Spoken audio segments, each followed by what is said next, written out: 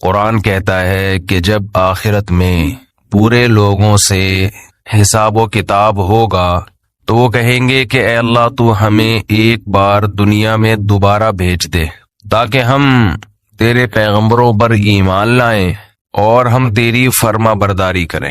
یہ مضمون قرآن مجید میں بہت مقامات پر آیا ہے۔ مشرک کہے گا واللہ ربنا ما کننا مشرکین، اللہ کی قسم ہم تو شرک کرتے ہی نہیں تھے۔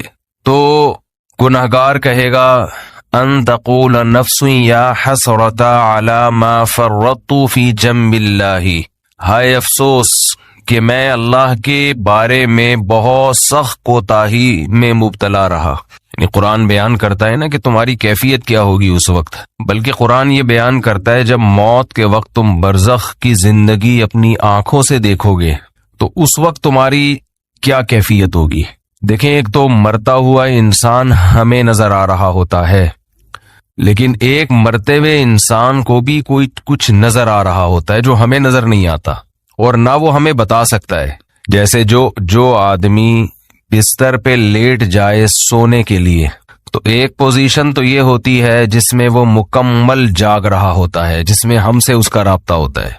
ایک پوزیشن یہ ہوتی ہے جس میں وہ گہری نیند سو رہا ہوتا ہے، اس کا ہم سے رشتہ ڈسکنیکٹ ہو چکا ہوتا ہے، ہم سے کوئی رابطہ اس کا نہیں ہوتا۔ ہم اسے ہنسنے کی بات کریں ہنسے گا نہیں، رلانے کی بات کریں روئے گا نہیں، کتنی خطرناک خبر دیں اس پر کوئی اثر نہیں ہوگا۔ لیکن ہمیں یہ لگ رہا ہوتا ہے کہ یہ بے ہوش ہے، مگر وہ ایک الگ دنیا میں گھوم رہا ہوتا ہے۔ وہ جس دنیا میں گھوم رہا ہوتا ہے اس کو خواب کہا جاتا ہے، عالم خواب۔ وہ یہ سمجھتا ہے کہ یہ حقیقت ہے اس خواب کو۔ اچھے خواب بھی ہوتے ہیں، برے خواب بھی ہوتے ہیں۔ بعض اچھے خواب ایسے ہیں آنکھ کھلتی ہے تو انسان افسوس کرتا ہے، یار میں تو سمجھ رہا تھا یہ سچی مچی کا ہو رہا ہے میرے ساتھ۔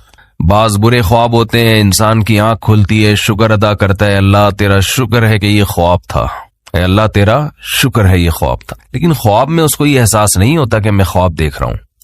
تو ایک کنڈیشن تو یہ ہے جس میں وہ بالکل ہم سے منقطع ہو چکا ہے، ایک کنڈیشن یہ ہے جس میں وہ ہم سے رابطے میں، ایک اس کے درمیان کی کنڈیشن ہوتی ہے جس کو میں پیار سے بٹوین کنڈیشن کہتا ہوں۔ کہتے نہیں انگلش میں اس کو بٹوین، لیکن درمیان ہے نا، دیسی انگلش ایسے ہی ہوتی ہے، کوئی بھی لفظ ادھار لے کے کہیں بھی لگا دو۔ تو بالکل درمیانی کنڈیشن کیا ہوتی ہے جس میں وہ آدھا جاگ رہا ہوتا ہے اور آدھا سو رہا ہوتا ہے۔ کچھ یہاں کی بھی سن رہا ہوتا ہے، ہمیں لگتا ہے کہ یہ سویا نہیں ہے ابھی، لیکن تھوڑا غائب دماغ بن چکا ہوتا ہے، کچھ چیزیں اس کو وہاں کی خواب کی نظر آ رہی ہوتی ہیں۔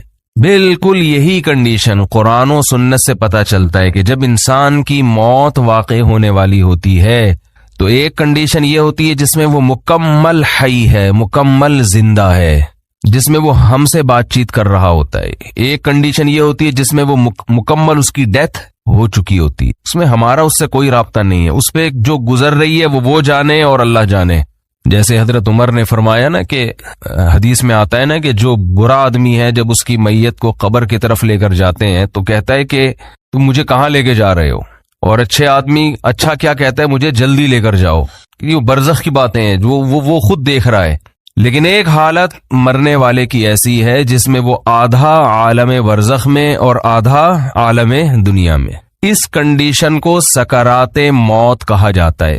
سمجھ رہے ہیں بات کو؟ کیونکہ یہاں شرعی احکام چینج ہو جاتے ہیں۔ شریعت میں کچھ احکام ایسے ہیں کہ ابھی اس کا حکم کچھ اور ہے، مرنے کے بعد کچھ اور ہے۔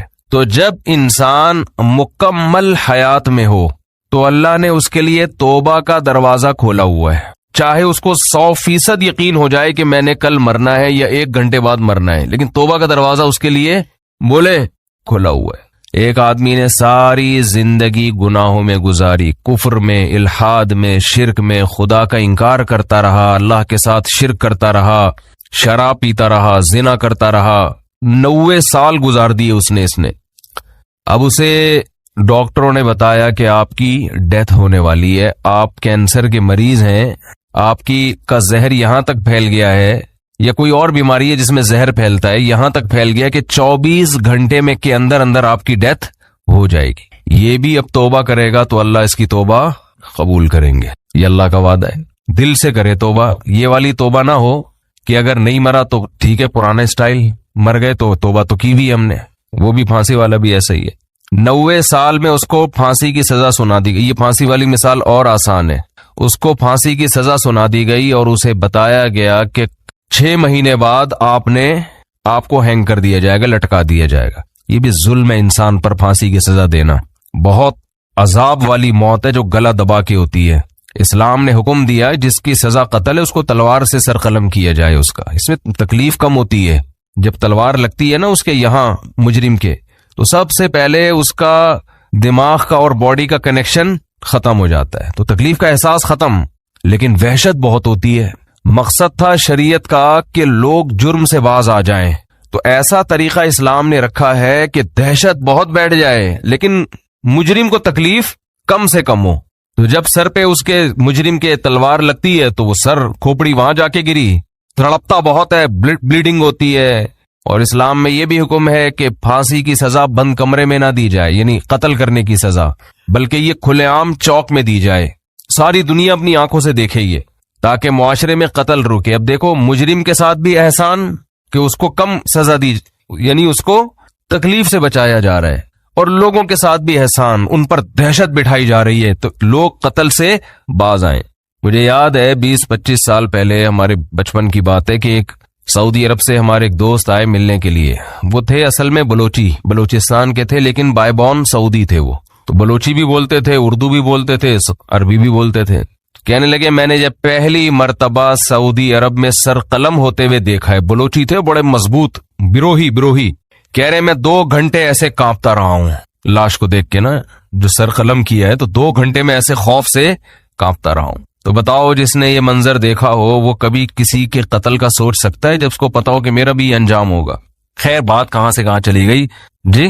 ہاں میں یہ عرض کر رہا تھا کہ ڈاکوؤں پر شریعت نے رحم نہیں کیا ہے. خیر میں یہ عرض کر رہا تھا کہ ایک شخص 90 سال کی عمر, اس کی ساری زندگی قتل میں گزری, ڈکیتیوں میں گزری, ظلم میں گزری.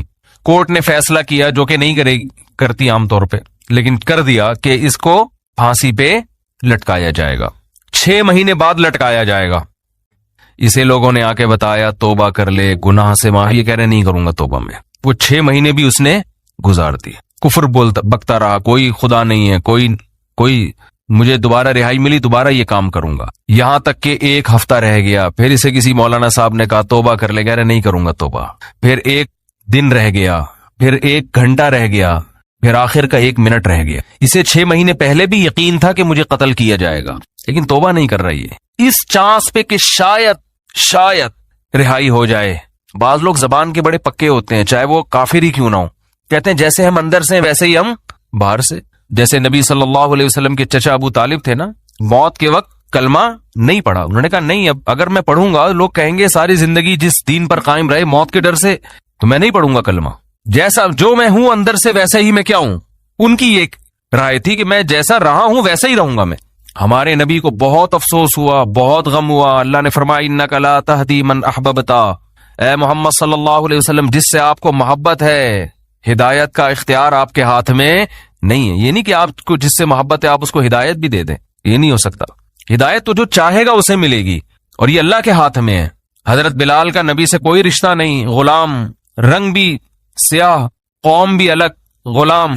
ان کو ہدایت مل گئی, چاہت تھی ان کے دل میں, طلب تھی. تو بعض ایسے ہوتے ہیں کہ وہ اقرار نہیں کرتے, وہ کہتے ہیں موت کے وقت بھی ہم نہیں, حالانکہ موت کے وقت ان کو یہ ہوتا ہے کہ شاید اسلام نے جو کچھ کہا ہو وہ سچ کہا ہو, لیکن وہ کہتے ہیں نہیں, جس پہ ہم زندگی میں رہے اسی پہ رہیں گے.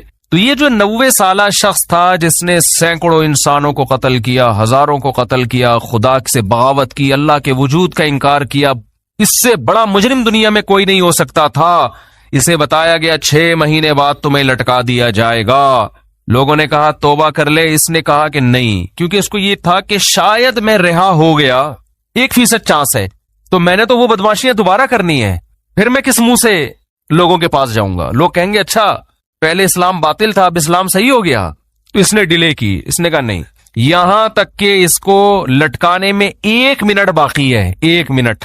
اس کو یقین ہو گیا میری زندگی صرف کتنی دیر کی ہے, 1 منٹ کی. اب رہائی کی تمام اپیلیں مسترد ہو چکی ہیں, لیکن ہے پورا زندہ, ابھی عالم برزخ کو اس نے اپنی آنکھوں سے دیکھا نہیں.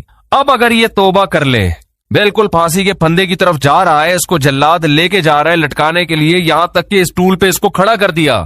این اس وقت بھی اگر یہ توبہ کرے گا تو اللہ کا وعدہ ہے اس کی توبہ اللہ قبول کرے گا. لیکن اس توبہ میں شرط یہ ہے کہ یہ دل میں ارادہ ہو کہ اگر بالفرض چھوٹ گیا میں, قدرت کی طرف سے کچھ بھی ہوگی, تو میں دوبارہ پرانی زندگی کی طرف نہیں لوٹوں گا. یہ دل کی حالت تو اللہ ہی جانتا ہے نا. یہ پکا عزم دل سے ہو اور زبان سے اقرار کرے کہ اللہ میں اسلام کو قبول کرتا ہوں, میں تیرے وجود کا قائل, تیری توحید کا قائل, تیرے پیغمبروں کا قائل, مجھے اگر رہائی مل گئی تو میں دوبارہ اس پرانی زندگی کی طرف نہیں آؤں گا. حالانکہ رہائی ملنے کا کوئی چانس نہیں ہے. قرآن سے, صحیح احادیث سے, متواتر احادیث سے اہل سنت والجماعت کا عقیدہ ہے کہ اس وقت 1 سیکنڈ کی توبہ اللہ اس کے تمام گناہوں کی دیوار کو گرا ڈالے گی. وجہ کیا ہے؟ اس نے ابھی تک آخرت دیکھی نہیں ہے. اللہ اس کو بخشنے کا بہانہ کیا تلاش کرے گا؟ ہو سکتا ہے فرشتے اعتراض کریں, اللہ تو موت کا یقین ہے, اس کو اس کی توبہ کس بات کی؟ اللہ کہیں گے موت کا تو یقین ہے, لیکن فرشتے اور آخرت اس نے اپنی آنکھوں سے غیب پر ایمان ہے, اور غیب پر ایمان اللہ قبول کرتا ہے. بہت سے لوگ اس کنڈیشن میں بھی توبہ نہیں کرتے, بلکہ زیادہ تر تو نہیں کرتے. بہت مشکل ہے بھائی بات سمجھانا کیسے سب. کیا زیادہ تر لوگ اس کنڈیشن میں توبہ کرتے ہیں؟ بولو. نہیں کرتے. جاؤ ہسپتالوں میں کینسر کے مریضوں کو جا کے دیکھ لو, جیسے تھے ویسے کے ویسے ہی ہیں. غیر مسلموں کو دیکھ لو, بسترے مرگ پہ تڑپ رہے ہوتے ہیں. جو بت پرست تھا وہ بت پرستی میں ہی مرتا ہے, وہ پھر بھی نہیں کرتا توبہ. تو یہ بھی بہت 1% خوش قسمت لوگ ہوتے ہیں جو عین اس وقت میں توبہ کر لیں, ورنہ توبہ ہوتی نہیں ہے. اس ٹائم پہ بھی نہیں کرتے لوگ توبہ, دل سیاہ ہو چکے ہوتے ہیں. وہ اب دیکھو آخری 1 منٹ رہ گیا ہے, اگر آج وہ دل سے توبہ کر لے, وہ پھانسی کے پھندے پہ لٹکنے والا 1 سیکنڈ پہلے, یہاں تک کہ اس کے گلے میں پھندا لا کے ڈال دیا گیا, ابھی صرف رسا کھینچنے کی دیر ہے, اس دوران بھی اگر وہ توبہ کرے گا, یہ 1 سیکنڈ اس کی کروڑوں سال کی زندگی کو, فیوچر کو چینج کر دے گا. کیوں؟ ابھی تک اس نے اپنی آنکھوں سے دیکھا نہیں ہے, ابھی تک دیکھا نہیں ہے اس نے اپنی آنکھوں سے, غیب پر ایمان ہے. تو یہ اللہ کا وعدہ ہے, ان اللہ یقبل توبۃ عبدہ ما لم یغرغر. بخاری مسلم کی حدیث, نبی صلی اللہ علیہ وسلم نے فرمایا اللہ اپنے بندے کی توبہ اس وقت تک قبول کرتا ہے جب تک اس کو غرغرہ نہیں آتا. غرغرہ کا مطلب سکرات موت میں مبتلا نہیں ہو جاتا وہ. ہاں, جب اس کو ہینگ کیا گیا اور اس کی روح نکلنا شروع ہوئی, اور پھر اس نے برزخ کی زندگی اپنی آنکھوں سے دیکھ لی, اس نے دیکھ لیا کہ قرآن جو کہتا تھا کہ برے لوگوں کی روح, برے فرشتے سے مراد وہ فرشتے جو اللہ نے سزا دینے کے لیے متعین, فرشتہ تو برا نہیں ہوتا, وہ فرشتے جو خوفناک فرشتے ہیں وہ برے لوگوں کی روح قبض کرتے ہیں. جب یہ فرشتے اپنی آنکھوں سے دیکھ لے گا, اس کے بعد قرآن کہتا ہے کہ اب توبہ تو دور کی بات, زمین اور آسمان کی دولت بھی اگر خرچ کر دے گا, وعدہ کرے گا اللہ مجھے مہلت دے دے, میں پوری زمین آسمان کی دولت خرچ کرنے کے لیے تیار ہوں. اللہ فرماتے ہیں ما تقبل منہم, اللہ کا قانون اٹل ہے, اللہ اس کی ایک آنسو کی پرواہ نہیں کرے گا. پوری دولت دے دے اللہ اس کی پرواہ نہیں کرے گا. آج ملحد لوگ, ایتھیس لوگ کہتے ہیں خدا نظر نہیں آتا, جنت نظر نہیں آتی, جہنم نظر نہیں آتی, دکھاؤ. او بھائی اگر دکھا دی تو پھر آپ میں اور مومن میں فرق ختم ہو جائے گا. دیکھی ہوئی چیزوں پر تو سب ایمان لے کر آتے ہیں. قرآن کہتے ہیں غور و فکر کر کے ایمان لے کر آؤ. آپ کی خواہشات آپ کو صحیح سمت میں غور کرنے نہیں دیتی. ابھی ایک ملحد نے میرے خلاف کلپ بنایا ہے, میں نے مثال دی تھی ایک یونیورسٹی کے پروفیسر کی, جلدی سے بات کو سمیٹتا ہوں, کیا کروں یار. ایک ملحد نے کلپ بنایا, میں نے ایک مثال دی تھی یونیورسٹی کے پروفیسر کی, خوب اچھی طرح کھوپڑی میں بٹھائے اس مثال کو. یہ لوگ نا باتوں کو گھماتے بہت ہیں, کبھی سیدھی بات نہیں کرتے. مجھ سے ایک طالب علم ملا, اسٹوڈنٹ ملا یونیورسٹی کا, اس نے کہا ہمارے ایک پروفیسر نے کہا کہ دیکھو گاڑی کے ایکسلریٹر پہ ہم پاؤں رکھتے ہیں تو گاڑی موو کرتی ہے, بریک پہ پاؤں رکھتے ہیں تو گاڑی رکتی ہے. تو خدا کہاں ہے؟ یعنی ہر کام کرنے سے ہو رہا ہے نا.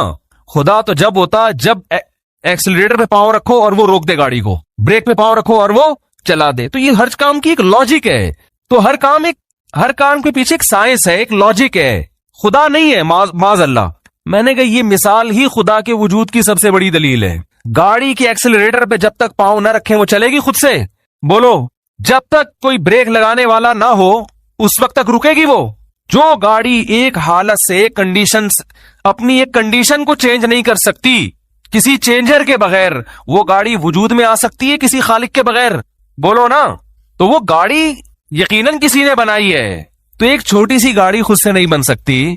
آپ کہہ رہے ہیں پوری کائنات ایک دھماکے سے خود سے وجود میں آ گئی ہے, اور انسان اور وسیم بھائی اور غفور بھائی سبکتگین صاحب اور یہ خواتین اور مرد اور گائے بھینسے اور زمین سورج کے گرد اور جو ہے وہ چاند زمین کے گرد, پورا ایک اتنا بڑا نظام, بارشوں کا نظام, صحراؤں کا نظام, یہ سارا سیٹ اپ ایک بے جان تصویر خود سے وجود میں نہیں آ سکتی کروڑوں سال میں. اور ایک چلتی پھرتی تصویر جو دیکھتی ہو, ناک سے سونگتی ہو, کانوں سے سنتی ہو, کوئی